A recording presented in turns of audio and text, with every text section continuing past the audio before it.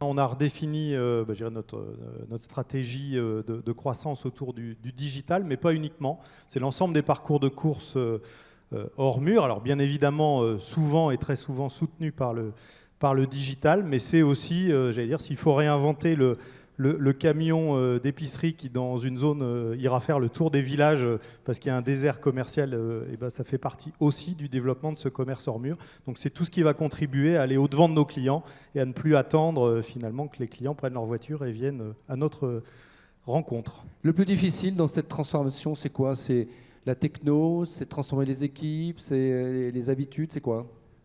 Alors, le plus difficile dans une transformation, d'abord, c'est de choisir. Parce que finalement, il y a beaucoup de solutions. Voilà, il y a beaucoup de solutions. Comment on priorise aussi les projets, comment on concentre les équipes. La deuxième chose, c'est l'appropriation par les équipes. Clairement, sur le commerce hors mur, on s'est fixé une ambition de 20% de notre chiffre d'affaires à un horizon 2024 avec ce commerce hors mur.